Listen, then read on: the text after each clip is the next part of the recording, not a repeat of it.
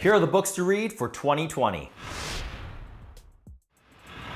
I was out with a friend the other day and naturally we started talking about goals, New Year's resolutions, and it was really interesting because one of his goals was to read a book a month. So that got me thinking. He doesn't know that I have this type of content, and I said, maybe some other people have that goal. So whether you're tuning in to this video in the beginning of 2020, or maybe you're from the distant future, here are my 12 top books to read for 2020 and beyond that, really. January. All right, I get it. I'm releasing this video a little bit late, but how are your resolutions coming along? How are your goals? If you're finding that you're, a little loose on others and falling a bit behind, don't be discouraged. My first read is Atomic Habits by James Clear. Entrepreneur and now best-selling author, he's all about delivering the system in which we should be implementing to reach those goals. And one of the very tactics that he talks about is taking small incremental steps towards reaching that bigger overarching goal. Because these small steps are all about the compounding effect, where small little tiny changes lead to big lasting impact. Next up, February, the month of love, or as I like to think about it, the month of relationships. This next recommend, it came from a friend of mine who at the time was single, and he was just going through the phases of dating. He picked up this one literature piece called Attached, The New Science of Adult Attachment by psychiatrists and neuroscientists Dr. Amir Levine and Rachel Heller. It goes into depth about just like attachment styles and the reason why some people are the way they are. So it dates back to nature versus nurture. What I really pull from it, a secure attachment style, is one of the better ones, the very self-confident but not arrogant, comfortable in their own skin. And now we're rolling into March. So I figured I'd recommend this one because we're inching closer to the summer months, and maybe some of you are thinking about your beach body. My next recommend, Own the Day, Own Your Life by Aubrey Marcus. Aubrey Marcus is an entrepreneur. He's the CEO of this company called Onnit. What they do is total human optimization. So that's everything from what you should be eating, how you should be sleeping. And the reason why I like it is because it's very, very just tactical, right? The format, very clever. It essentially follows or recommends things from the time you wake up all the way to the time you retire. Think of it as more of a manual and a tactical guide to get the most out of yourself. One of them I love are his recipes, specifically like his morning cocktail that involves Himalayan sea salt, some lemon juice, because in the evening you're perspiring, some of the minerals and everything is just like escaping you. So to wake up first thing, not to have coffee, but to have this morning cocktail replenishes all that and gives you that jolt to kickstart your day. April now is just rolling in. And in that month, I'd recommend $1 Trillion Coach, written by Bill Campbell. As a longtime executive at some of these mom and pop companies that you may or may not have heard of, Apple, Google. And in those companies, he's also played a very, very vital role as being a mentor and coach to the late Steve Jobs, as well as Larry and Eric themselves. So during this time of year, maybe you're thinking about your career, and that's why maybe a leadership book might be a good time plug during this month. I just found this book fascinating simply because you do follow Bill's life, his ascension to becoming an executive, some of the hard decisions he's had to make. Bill had a way in just remaining cool, but I think he did that through his team. I think he did that through people. And more of the tangible things in which he did was one-on-one meetings. He really devoted that time for just active listening. He would invite them in and he would talk about reinforcing the 5 words on the whiteboard mentality, where each word signified just pretty much an agenda item, but that agenda item would be about that person. Love that. Just devoted attention to one person. And why stop at work to do that? I know it seems really rigid and informal, but at least mentally having a top 5 whiteboard when you meet up with an old friend or an old colleague sometime, I think that proves that you really want to devote more to the relationship. It's May, and with that, I want to get a little bit more cerebral. I am just terrible at making decisions. Maybe it's the fact that I'm scared about making the wrong decision. That's why I decided to pick up this next one called Thinking in Bets by Annie Duke. And for those of you who don't know, Annie is an American professional poker player who currently holds the 2004 World Series of Poker gold bracelet. So Annie's a little bit of a big deal. Just erase it a little bit. She's a big deal, right? If you can imagine being a poker player, not knowing any information and trying to make the best bet or best guess or best decision, Annie really pushes a mindset mentality where decisions are just ways to act on to gather more information. So it's not really a right or wrong dichotomy. It's more or less like, let's just do something, find out what it is so that our next decision is a little bit better. So she explains we know absolutely nothing in 100%, but we should be thinking about probabilities, right? Like for instance, I'm 90% sure that you're watching this video.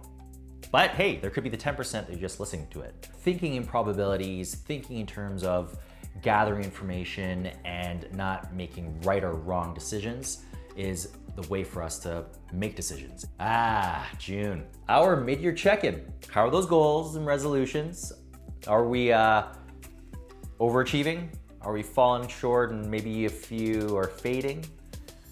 Maybe this is a good time to recalibrate and think about the ones that we want to keep and the ones that, we want to let go. My next recommend, The Dip by Seth Godin.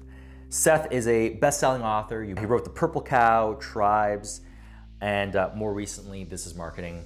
The sole purpose of The Dip is to teach you when to tap out and quit or to persevere. I was recommended The Dip by a buddy of mine, and it came very, very timely. I was just struggling to kind of figure out where to go in terms of some of the projects I wanted to take on. And Seth really pushes that it's okay to quit, right? It's okay to change our mind because a lot of great things have difficulty attached to them because that's what makes them great.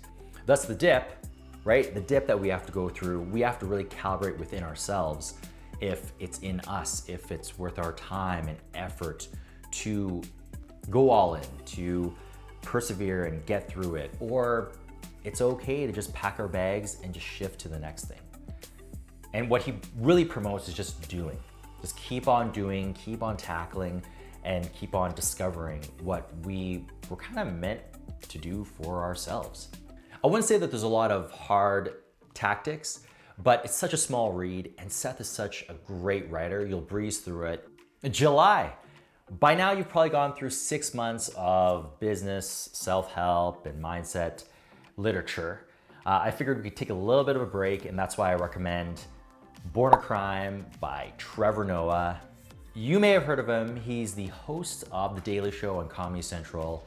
Hilarious guy. I love his comedic delivery. Born a Crime goes through the immensely interesting, emotionally gripping life of Trevor during the apartheid in South Africa. You'll laugh, you'll cry, and there's this one point in the novel that really just, between his mom and his dad, I'm not gonna spoil anything, but let's just say time stood still. I lost maybe 10 pounds from sweating through my eyeballs. Yeah, it might have been a hot day that day. It's such a good book that they are commissioning a movie. So pick it up before that happens, or even if that happens and you're watching this in the future, compare notes. How did it measure up? August, it's almost fall, and you know what that means? Well, besides 1 month left of summer and maybe you're taking your last vacation, or some people are more or less thinking about what their next gig is, what the next step of their career is. And that's why I'd recommend this next one, Never Split the Difference by Chris Voss. Chris is the former chief FBI hostage negotiator, and I bring him up because his book is the blueprint for proper negotiation. Everything we do in life is a negotiation, right? And especially if you're thinking about that promotion or that new gig, you're probably gonna have to negotiate your pants off to either get the job or get the perks or the benefits to get to that next step. And why not take tactics from the man himself who literally had to negotiate people's lives? Some really, really good tactics in there, like learning why that's right are two of the most important words you can ever use in any negotiation.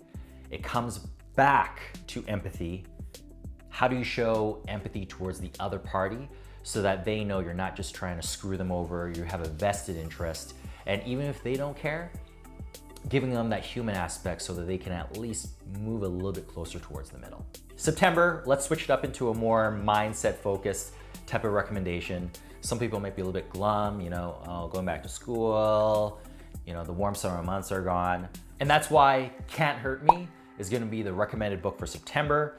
It is written by the United States Navy SEAL and former United States Air Force Tactical Air Control Party member, David Goggins.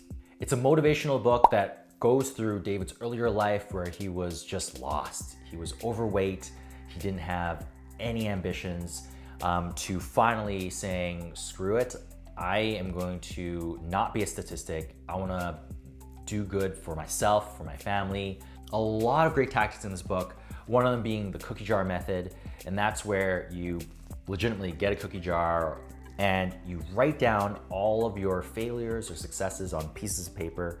You put it in, and during times of need, during times when you're just feeling super bummed out, you dip into the cookie jar, pick yourself back up. Remember all the things you've overcame or all the things that you've failed at but learned from, all the successes you've ever achieved. So you remind yourself of your self-worth. And if you can, try to swing for the audiobook. I love audiobooks. This one in particular, simply because they take breaks in between where the narrator actually interviews David and gets really in depth, part interview podcast style, and I think it really, really worked. October, one of my favorite months because, maybe somebody was born that month, I don't know. But within this special month, I do recommend a very special book that'll hold near and dear to my heart. It's called Give and Take by Adam Grant. Adam is an American psychologist and now New York Times best-selling author. Give and Take is really a book about being kind. It really tells the world that it is the piece to be successful. And tactically, you must be thinking, well, yeah, I myself am kind, but what about other people walking all over me or viewing me as soft? Well, guess what? He does address that in the book. He gives you tactical advice on ways to identify what he calls takers, the negative things that are associated with them, what are the repercussions. The year's slowing down, the holidays are almost upon us. So with that, my next recommend is all about taking time to unplug, to see what we can possibly do to really live in the moment.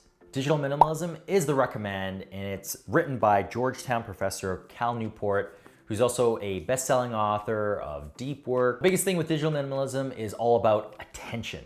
Possibly the most expensive type of currency or most important type of currency we can have, and that we shouldn't frivolously spend it on technology, because if we can't control how we spend it, then technology will spend it for us.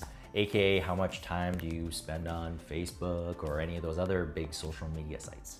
And some of the things that Cal recommends, it may be obvious, but like turning off notifications and blocking off time to do purposeful work. Maybe it's not even work, purposeful time with other people. I myself don't believe that technology is super, super bad, much like, cars aren't super bad for you. It's just a matter of how you use it. So if anything, grab from the book what you will to notice your habits, and then if you're trying to change them, just like what I recommended in January with Atomic Habits, make smaller steps to changing them, and then use some of Cal's tactics to help you along the way.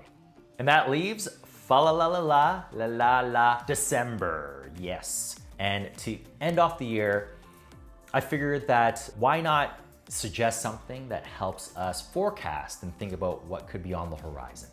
And with that, I'm recommending Hitmakers by Derek Thompson. Derek is a senior writer on economics and media for The Atlantic, and I love his book simply because he really gets into a lot of science behind spotting trends. Now, there's no shortage about books in terms of spotting trends or anything like that, but the way Derek delivers the science behind what's popular is really, really intriguing. One of the insights or tactics that he mentioned to create something that's popular is it has to be familiar and also futuristic, right? Like us as humans, we need a little bit of the past to hang on so that we're not afraid to try it out, and it needs to be futuristic, innovative, like, you know, taking the next step to have some legs to actually run with. Derek does a way better job introducing the concept and explaining it. That's why it's on my December final month recommend, so that, you know, in conversation in the coming year, you could maybe, I don't know, if you're picking stocks or if you're trying to see what the next fashion statement could be, like, you know, you could pick up on those signs. Here's a quick recap. January, Atomic Habits by James Clear. February, Attached by Amir Levine and Rachel Heller. March, Own the Day by Aubrey Marcus. April, $1 Trillion Coach by Bill Campbell. May, Thinking in Bets by Annie Duke. June, The Dip by Seth Godin. July, Born a Crime, Trevor Noah. August, Never Split the Difference by Chris Voss. September, Can't Hurt Me by David Goggins. October, Give and Take by Adam Grant. November, Digital Minimalism by Cal Newport. December, Hitmakers by Derek Thompson. Those were the top 12 books I'd recommend for the upcoming year. I know we're a little bit in. Hopefully you've already read some. If so, please let me know in the comments below which ones you'd recommend or which ones you'd shift around in what month.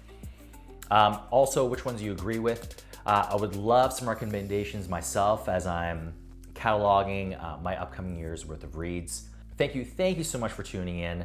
My name's Truman, and I'd love your support if you hit the like button, smash that subscribe, or checked off that ringer.